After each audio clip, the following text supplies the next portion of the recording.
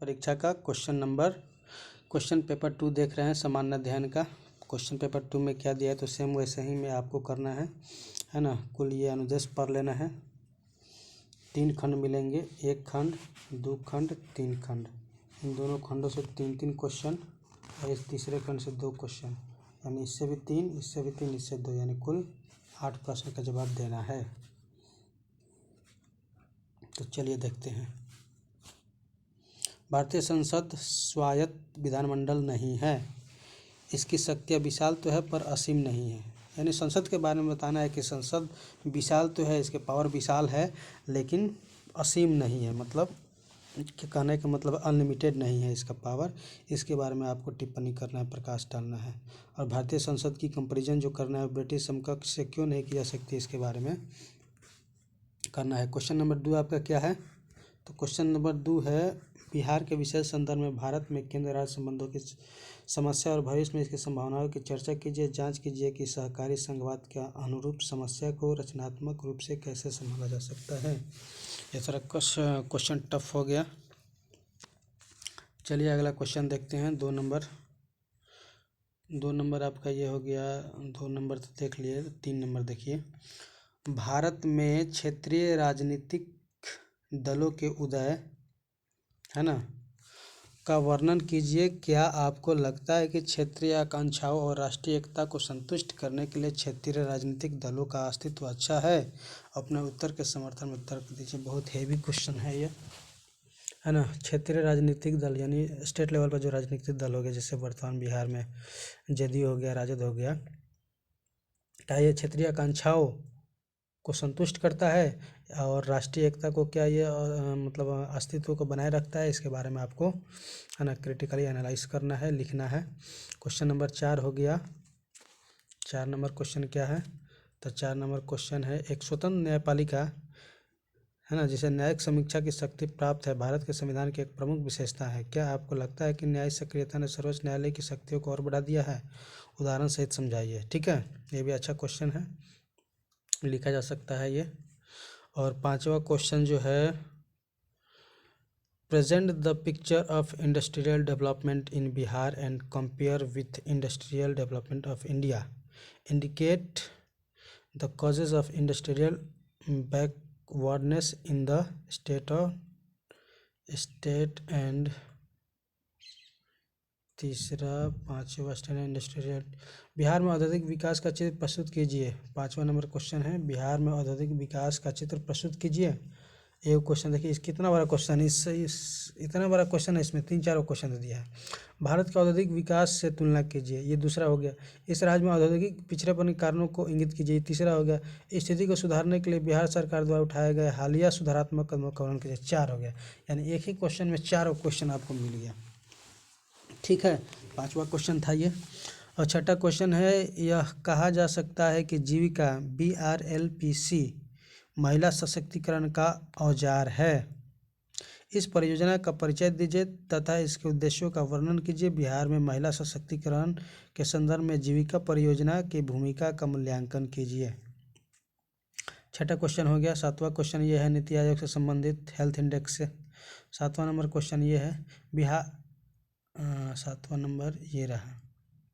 नीति आयोग के स्वास्थ्य सूचकांक 2021 के अनुसार भारत के 19 बड़े राज्यों में से बिहार का स्थान 18वां है। इस राज्य में इस दयनीय स्थिति को उत्तरदायी कारणों को सूचीबद्ध कीजिए। यानी क्या कारण है, कॉजेज क्या है कि 19 बड़े राज्यों में 18वां रैंक है अंतिम से, है ना। अंतिम एक को छोड़कर अंतिम है, समझिए कि इसका क्या कारण है, उसको लिखना है आपको।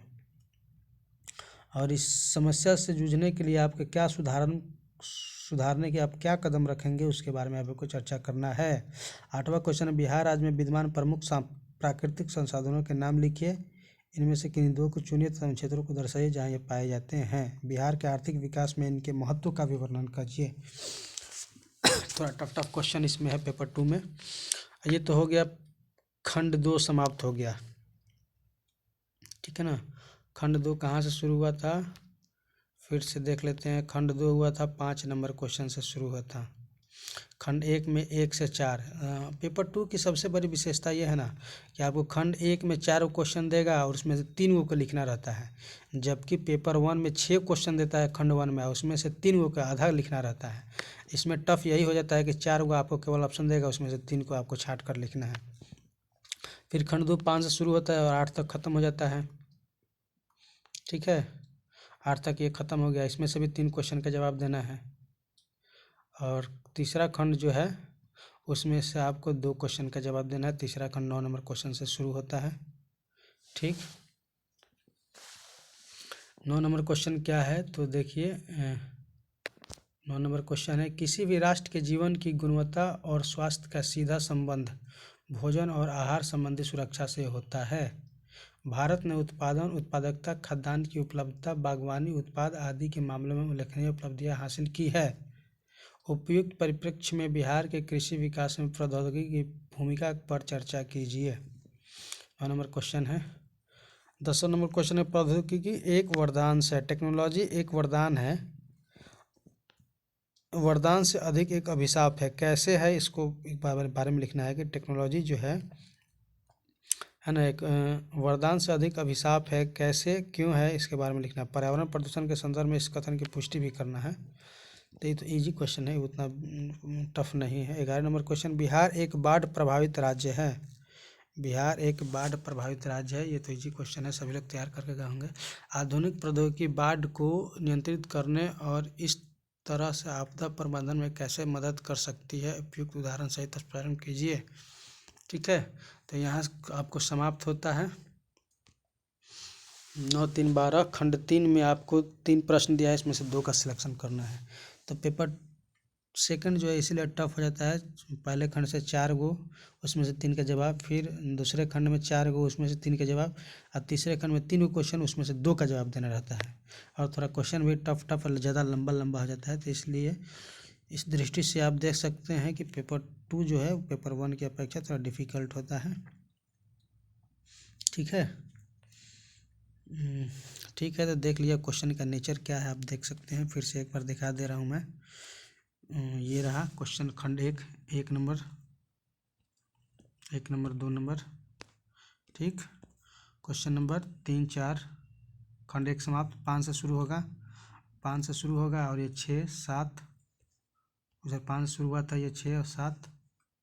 ठीक, उसके बाद 7 के बाद यहाँ पे 8 हो गया,